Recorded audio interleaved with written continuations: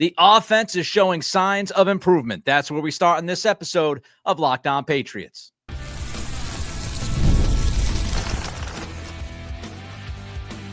You are Locked On Patriots, your daily New England Patriots podcast. Part of the Locked On Podcast Network, your team every day. What's up, Patriots fans? I'm your host, Nick Cattles, born and raised in New England, your New England Patriots expert, host of the Everything Pats podcast, co-host of the Greg Bedard Patriots podcast with Nick Cattles, and also a sports talk show host veteran. On today's episode, 2 rookie wide receivers are opening eyes and 3 intriguing takeaways from Wednesday's OTA practice. But first, it's all about baby steps. We appreciate you joining the show, making us your first listen, and for being an everydayer. The Locked On Patriots podcast is a proud partner of the Locked On Podcast Network, your team every day. I do want to share a note with you.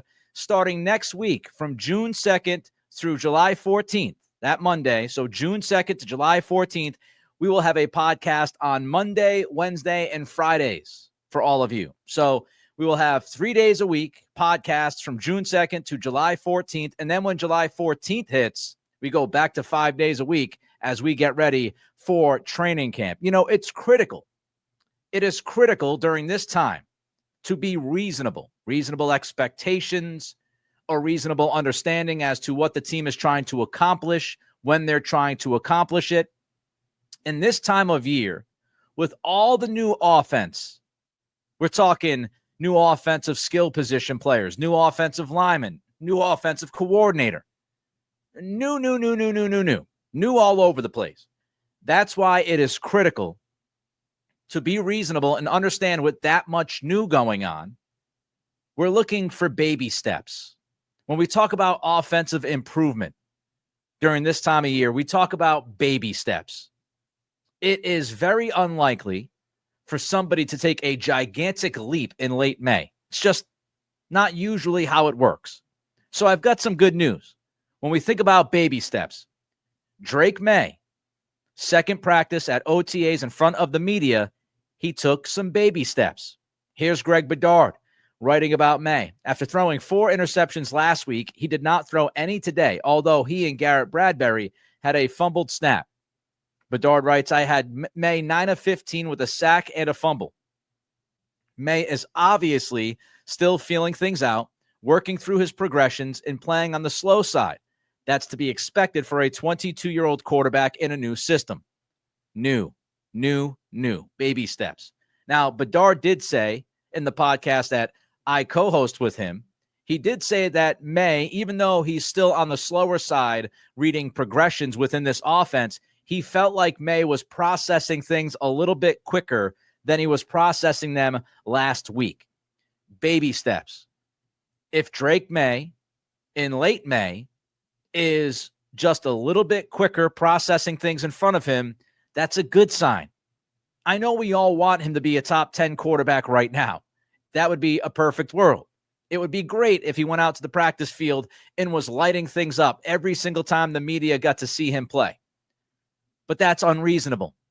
That goes back to the idea of having reasonable expectations at this time with everything new happening. So better processing, that's good news. Let's not forget that Maye, even last year, the trajectory that he had during camp, he got off to a very slow start. Alex Van Pelt was working on his footwork constantly. We didn't see much from him early on. But then all of a sudden, as camp continued, Maye picked it up to the point where people were questioning, and they should have been questioning, whether or not Maye was going to be able to leapfrog Jacoby Brissett and be the starting quarterback week 1 of last season. So he went from looking like somebody who was going to need a lot of time to figure out this league to somebody by the end of camp that was pushing the veteran Brissett. If he has a similar trajectory this camp season, he should be more than ready to go week 1 with the 9 or 10 games he has under his belt after his rookie season. Baby steps, more baby steps for this offense, which means improvement, less turnovers. Maye threw 4 interceptions last week. He had 1 fumble, bad snap between he and Bradbury. It happens. It happened more than I would like to remember during last year's camp. Trust me when I tell you, Antonio Mafi was a walking disaster trying to play center. This stuff happens. Bad snap. You can live with it. It is certainly not 1, 2, 3, 4 interceptions during the same OTA practice. Less turnovers, which means if this is the way it's going to move forward, that's a huge step in Drake Maye's maturation. What we need to see, there's no doubting Maye's natural ability. There's no doubting the arm talent. There's no doubting the athleticism. We understand that is all there. But the one thing that I think many are still waiting to see, including myself, is whether or not Maye can cut down on the turnover-worthy plays. Can he take care of the football? Mike Vrabel talks about taking advantage of bad football. You take advantage of bad football by taking advantage of turnovers from the opposition, not turning it over yourself. So when you look at the baby steps, you look at less turnovers, less picks from last OTA practice to this OTA practice in front of the media, and that would be a huge step in Maye's maturation as an NFL quarterback. And if we continue to see this, because, again, it's only one practice. I didn't go crazy last week when Maye threw 4 picks. I'm not going to go banana land when he just has 1 turnover on a fumble at the next OTA practice. The word for today is reasonable. So I'm trying to be as reasonable as possible. But if we continue to watch, we get to mandatory minicamp, which will be June 9th through the 11th. You get to mandatory minicamp. What do those practices look like? Do we still see less turnovers? Maye taking care of the football? Because as we slowly progress through this camp season, it's pivotal that Maye's taking care of the ball, because not only is that great for Maye's maturation, but that's also great for the learning curve within this offense. Because a lot of the mistakes last week that people were reporting about were things that you can fix. Some of it was communication. Some of it was confusion. So if you have less turnovers, that usually means you are not as confused. It usually means your communication is better. Everybody is getting closer to being on the same page. So if we continue to see practices moving forward that don't involve multiple turnovers from your starting quarterback, that should mean guys are getting familiar with this system.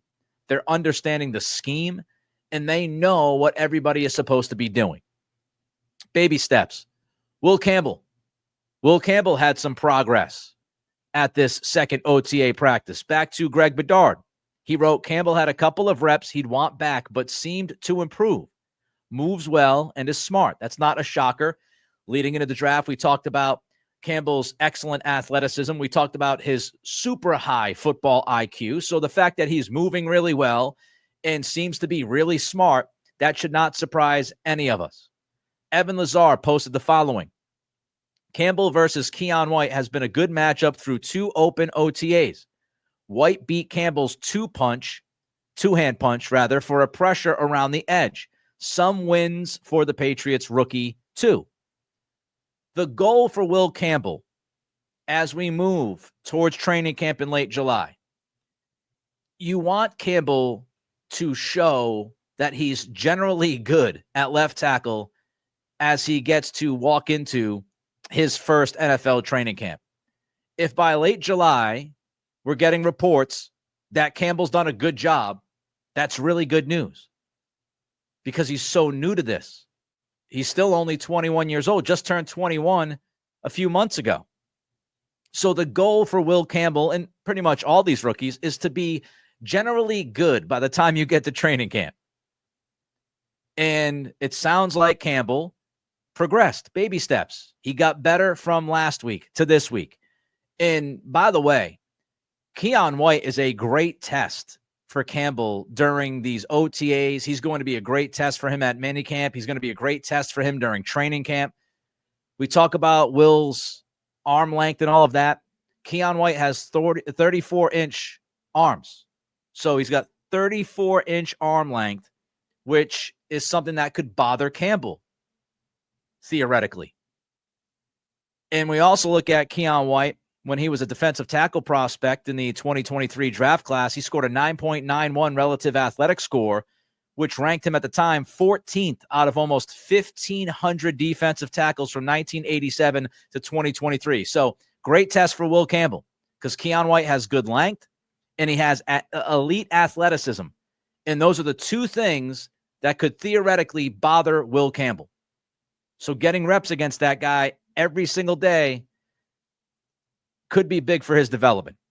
Speaking of development, 2 rookie wide receivers are the talk of the town. That's coming up next as we continue with today's episode of Locked On Patriots, part of the Locked On Podcast Network, your team every day.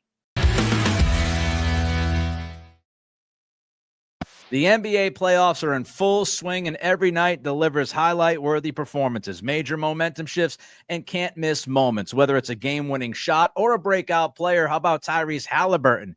My goodness, what a game he had in Game 4. There's never been a better time to get in on the action. FanDuel makes it easy to stay in the game before tip-off and live. With player props, performance trends, and same-game parlays, fans have more ways than ever to play smart and win big. Which players are showing up in the biggest moments? You could say Halliburton, as I just did, or you can look at somebody else like Shai Gilgeous-Alexander. And how could tracking their trends help you build your next bet? New to FanDuel? Here's the deal. It's a perfect time to sign up. Head to FanDuel.com and place your first $5 bet. If it wins, you'll get $200 in bonus bets.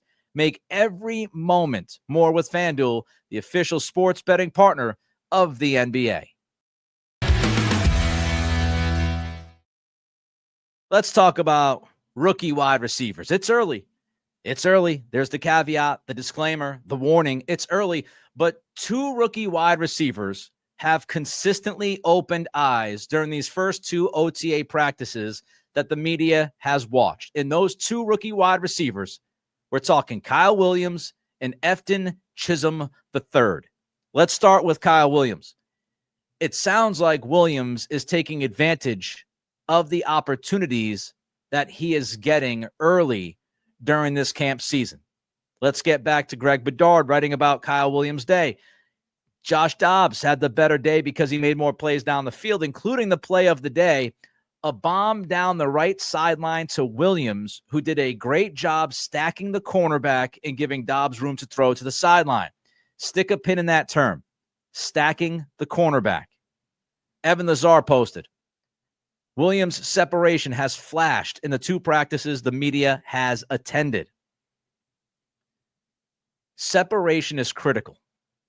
How many times have we spent over the past couple of years talking about the wide receivers and their incapability of separating against defensive backs? The press coverage, man, has been a major issue. Being physical at the line of scrimmage has been a major issue. We've heard guys like Lazar talk about release packages at the line of scrimmage. Can he separate downfield? Can he stack the defensive back? Kyle Williams showing those flashes of separation is so big for this offense. If he can continue to do that as we get closer to training camp and he starts separating against these defensive backs, because let's not get it twisted. Carlton Davis was not out there during this practice.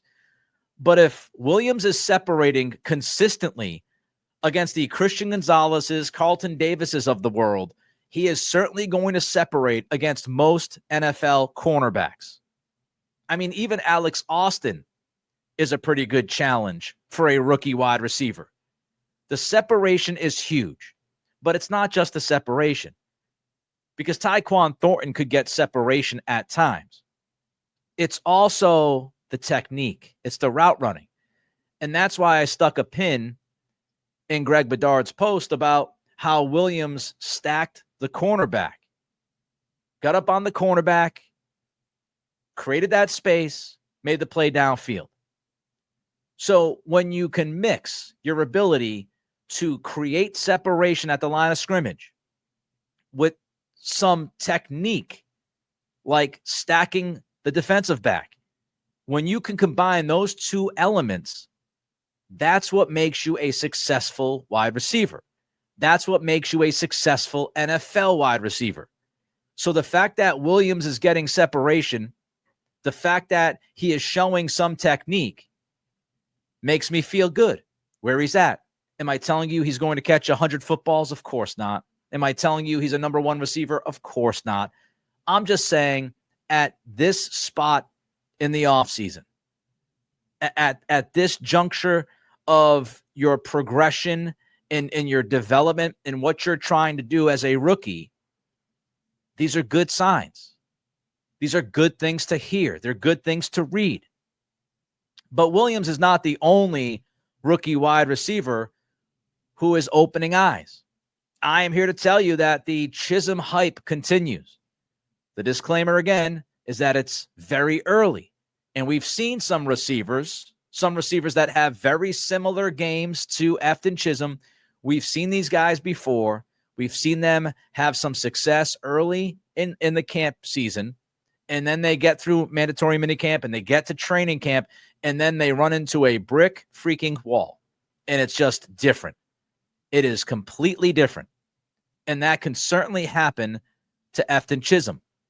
But we're looking at this right now in a vacuum and how these guys are progressing and developing. And Chism continues to look really good out there in these practices. Mark Daniels of Mass Live posted, Chism continues to stand out. He's really quick. Will be interesting to see if he moves up the depth chart this summer. Back to Bedard. Chism continues to pop.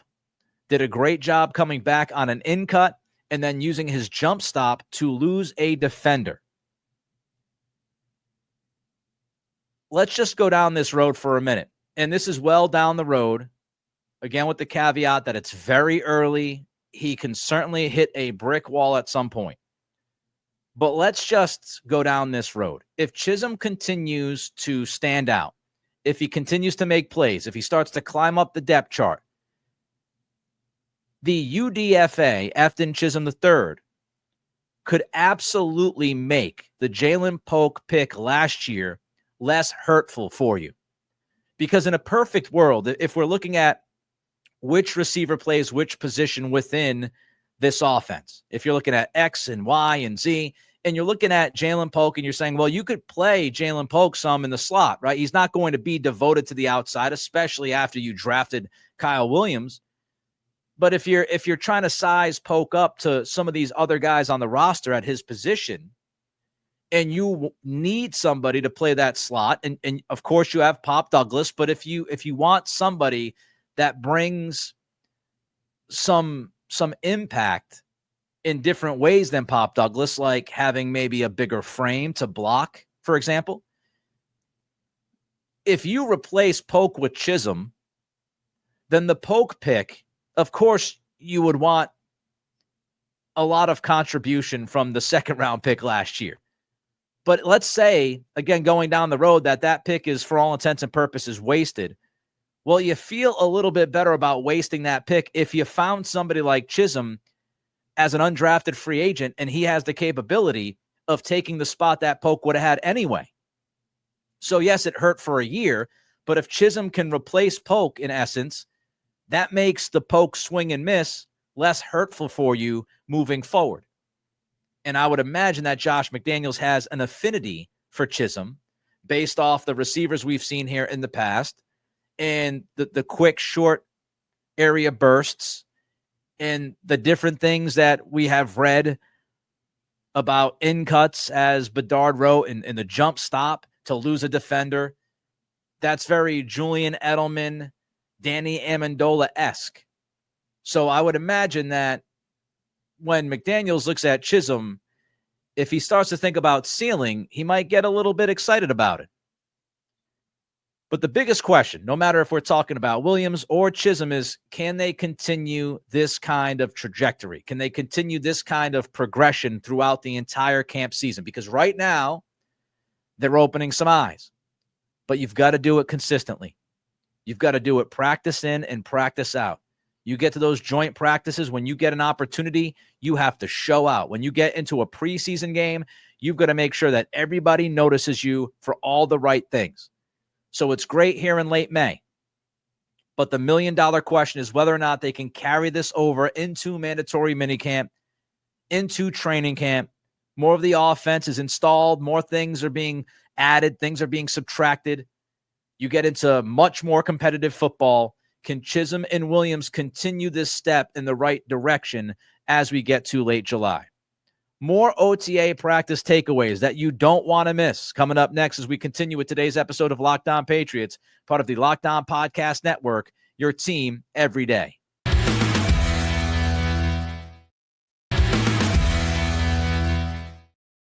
Let's talk about three critical aspects of this camp season for your Patriots. Number one, deciding the pecking order, figuring out your depth chart, creating the hierarchy. Critical. Number two, find the best 5 offensive linemen that you can find to start week 1. And number three, can you develop the second-year guys? Now, I'm not talking about these being the top 3 critical aspects of camp.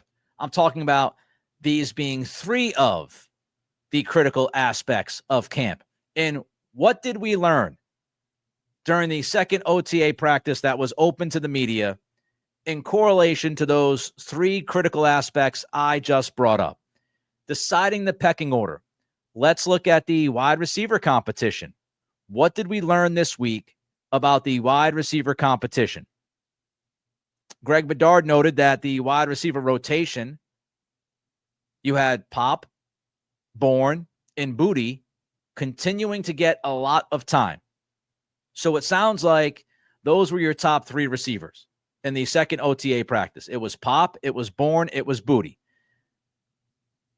Now, a reminder, there was no Stephon Diggs. I don't know if he was on a yacht or what was going on, but there was no Stephon Diggs. Of course, Diggs was not at OTA practice last week when it was open to the media. And then we saw pictures of Stephon Diggs participating in football activities like we talked about on yesterday's episode. We saw that picture later in the week when apparently Diggs showed up and was ready to participate in some kind of way. But as far as this practice, this specific practice, no Diggs and no Mac Hollins. So neither of those guys, neither of your free agency additions were there at practice. And also, Jalen Polk was limited. The fact that Pop Douglas and Kendrick Bourne are getting a lot of reps doesn't surprise me. It shouldn't surprise you. If you remove Stephon Diggs, I'd say less Hollins, because I don't think Hollins is going to get a ton of snaps. I think he might play a little bit more than we might expect him to, but I don't think he's going to be a vital part of this offense. He's going to help this offense. He's going to help special teams, but I don't think Mac Hollins is going to be out there the majority of the time. But with Diggs not being at practice, it's not a surprise that Kendrick Bourne is the one that, for all intents and purposes, takes the Diggs spot, because Kendrick Bourne has the experience with McDaniel's offense. He is a proven NFL receiver. So it makes sense. And Pop Douglas was the team's best receiver last year, you could argue. So Pop Douglas, Kendrick Bourne, not surprised. I wonder if when Diggs comes back and he's actually practicing day in and day out, does he just easily replace Bourne? Or does McDaniels mix and match a little bit more and say, no, we have this ability on offense at that position to be more versatile than many might think. Like Diggs can play inside, he can play outside. Bourne can play inside, he can play outside. So I don't know if it would be a 1-for-1 swap where Diggs comes back and he replaces Bourne. It's something we keep an eye on. Also to keep an eye on, as we mentioned last segment with Kyle Williams, does he start to impose his will during this camp season as it moves forward? And does he overtake Keion Booty and become that guy in that spot? So, in essence, Diggs comes back and everybody kind of moves down a peg. But instead of Booty moving down a peg, Williams leapfrogs Booty. And now you're looking at Diggs, Pop, Bourne, and Williams as your top 4 receivers. Booty probably would be 5. And then you've got that fight for the 6th spot between Polk, Baker, Chism, and others. You got Mac Hollins involved too. So if Diggs is ready to play week 1, I mean, you've got Pop, you've got Bourne, you've got Diggs, you've got Hollins, you've got Williams, you've got Booty. If you're taking 6, can 2 guys leapfrog Booty? So these are the things we'll be paying attention to, keeping an eye on.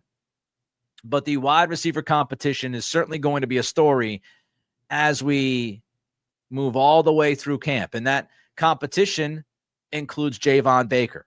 And I want to give you a Javon Baker update. Can Baker enter the chat? Because I think people, including the one that is talking into a microphone right now with all of you, I would look at Baker and Polk pretty much in the same spot. You got Polk, you got Baker, you got Chism. Booty is ahead of those guys. And the battle between Williams and Booty is going to be fun to watch. But can Baker make enough of an impact during this camp to make the argument that he should be the one that makes this team ahead of Booty, Polk, Chism? Is he going to do enough? And I just thought,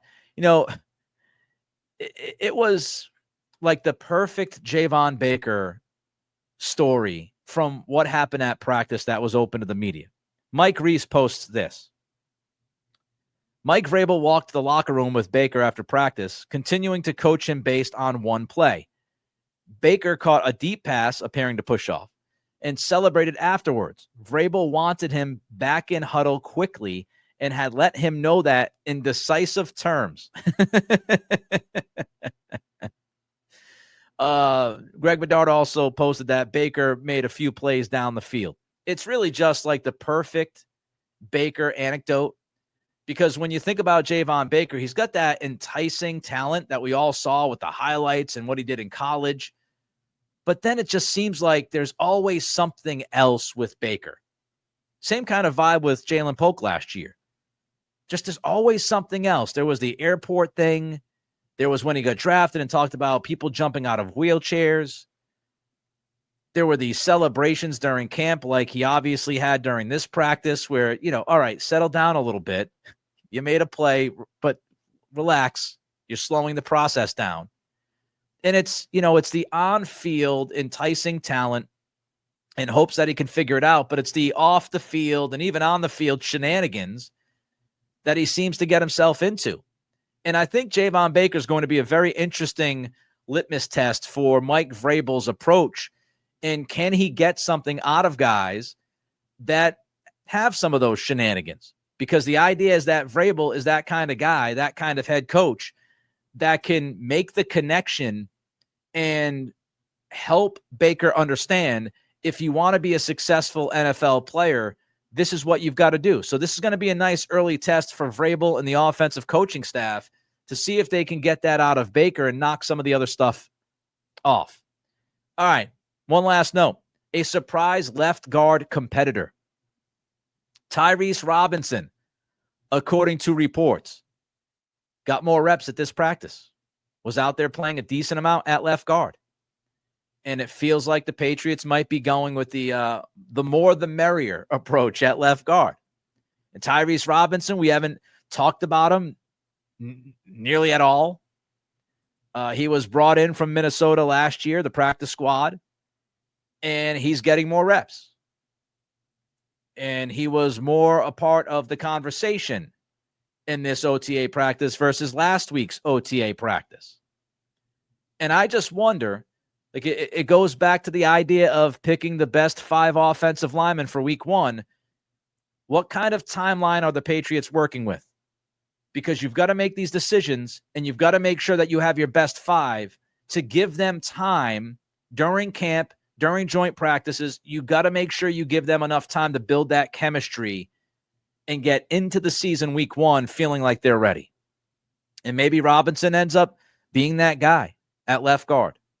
Wide open competition. That wraps up this edition of Locked On Patriots. Let me know your thoughts on today's topics. Reach out to me on Twitter at NickCRadio. Don't forget to throw a comment in on the YouTube channel. And thank you for making Locked On Patriots your first listen today. For your second listen, check out Locked On NFL Scouting. Krabs Marino will make you the most informed NFL fan this offseason. Find Locked On NFL Scouting on YouTube or wherever you listen to podcasts. Have a great day, and we will see you tomorrow.